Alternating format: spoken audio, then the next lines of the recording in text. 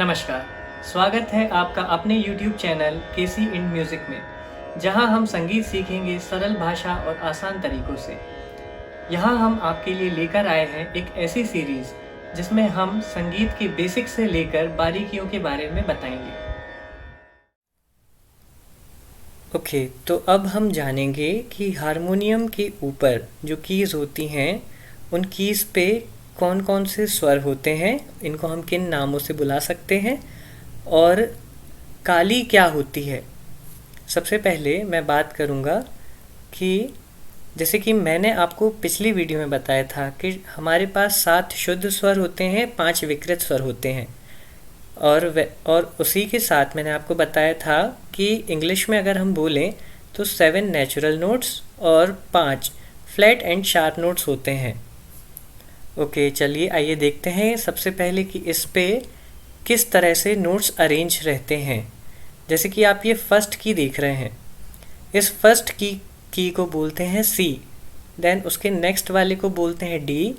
इसी तरह ये सीक्वेंस आगे बढ़ता है, सी, डी, ई, एफ, जी, ए, बी, सी। तो इस तरह हमने अपना एक सप्तक पूरा कर लिया है। इसी तरह जैसे कि हम इस सी पे पहुँचे, अब इस सी के आगे भी और नोट्स होंगे जो कि इसी तरह से आगे बढ़ते जाएंगे। जैसे कि हम अभी आए सी पर, तो ये हुआ हमारा सी, फिर डी, ई, एफ, जी, ए, बी और फिर दोबारा सी। मतलब यहाँ से यहाँ तक हमने अपने 7 नोट कंप्लीट कर लिए थे। अब आते हैं हम आगे, जो कि है हमारा सी, और इसी तरह इसके साथ भी वैसे ही होगा, सी, डी, ई, एफ, जी, ए, बी। तो अब आप जान गए होंगे कि इस हारमोनियम्स पे मेजरली जो जितनी भी नीचे वाली वाइट कीज़ हैं, इन पे सारे नेचुरल नोट्स हैं। कोई भी शार्प या कोई भी फ्लैट नोट नहीं है या कोई भी विकृत स्वर इस पे नहीं है। अब हम बात करेंगे विकृत स्वर मतलब शार्प या फ्लैट नोट्स के बारे में। तो जिस तरह मैंने आपको बताया कि ये सी होता है, उसी तरह सी और डी इन दोनों के बीच में जो नोट आएगा उसको बोलेंगे हम सी शार्प, सी शार्प। इसी तरह सी शार्प के बाद हम जैसे कि आते हैं डी पे, तो डी और ई इन दोनों के बीच में जो नोट होगा उसको बोलेंगे डी शार्प। डी शार्प के बाद आगे आते हैं तो हम आते हैं ई पर, हम आते हैं ई पर।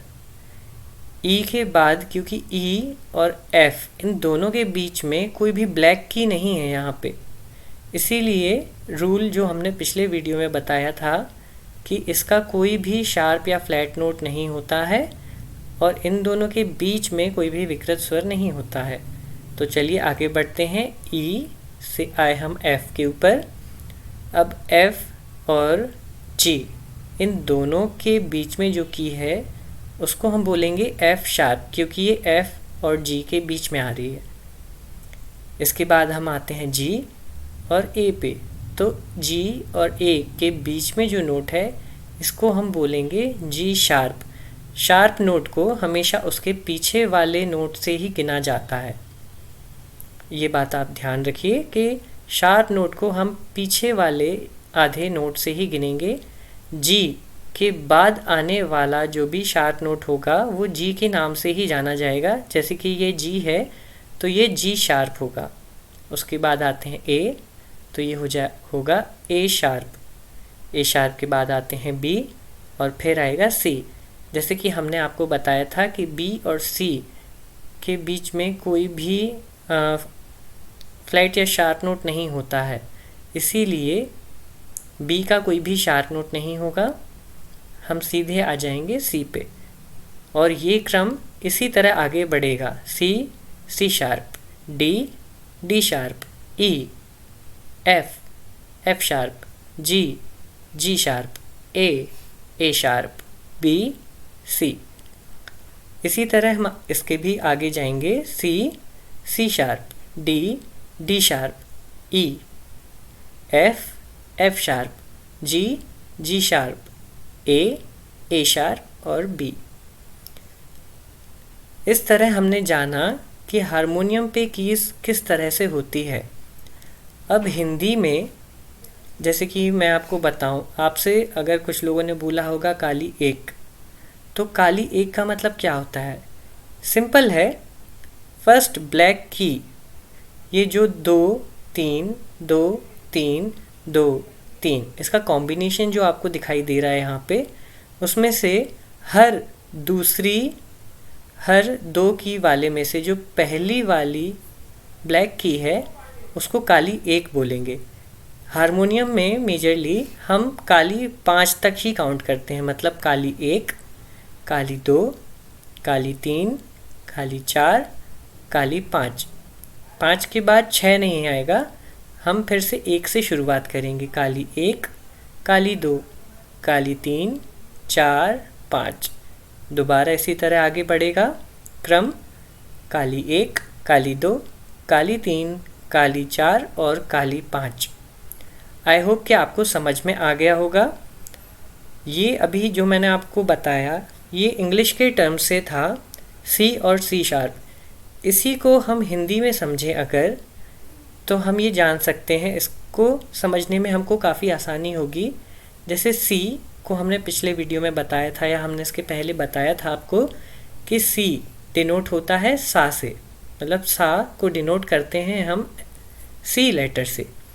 तो अगर हम इसको सा मान लें, सा रे गा मा पा धा नी और वापस सा, इसके आगे जाएंगे तो सा रे गा मा पा धा नी सा, और यहाँ पे सा से आगे जाएंगे तो सा रे गा मा पा धा नी। ओके, तो जैसे आपने देखा कि इस हारमोनियम में टोटल 3 सप्तक हैं। 3 सप्तक का मतलब 7 सुरों का समूह है। 7 सुरों के समूह को ही सप्तक बोलते हैं। सबसे जो गाने के लिए उपयोगी जो सप्तक होता है वो होता है मध्य सप्तक।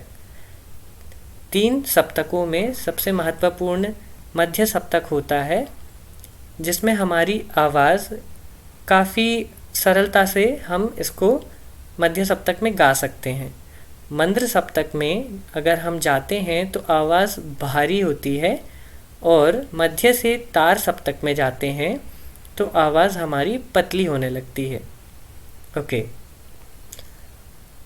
अब हम जानेंगे कि सा रे गा मा पा धा नी सा, ये तो हमने जान लिया कि ये सा रे गा मा पा धा नी सा है। पर मैं आपको बताना चाहूँगा कि इन सा रे गा मा पा धा नी सा को हम शुद्ध स्वरों के नाम से ही जानते हैं। मतलब जितने भी शुद्ध स्वर हैं उनको आप, जितनी भी वाइट कीज़ हैं उनको आप शुद्ध स्वर समझ सकते हैं, और जितनी भी ब्लैक कीज़ हैं ये ब्लैक कीज़ विकृत स्वर हैं। जैसे कि सा कोमल रे, गा कोमल गा मा, सा कोमल रे रे शुद्ध रे, कोमल गा शुद्ध गा, मा तीव्र मा, पा कोमल धा शुद्ध धा, कोमल नी शुद्ध नी और सा। इसी तरह हम आगे बढ़ेंगे तो ये सारे 12 नोट्स हमको इस तरह समझ में आएंगे। सबसे पहले सा, फिर कोमल रे, शुद्ध रे, कोमल गा शुद्ध गा, मा तीव्र मा, पा कोमल धा शुद्ध धा, कोमल नी और सा।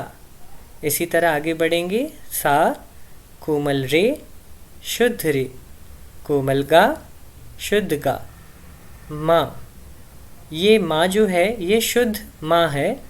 शुद्ध माँ के बाद आएगा तीव्र माँ, पा कोमल धा शुद्ध धा, कोमल नी शुद्ध नी।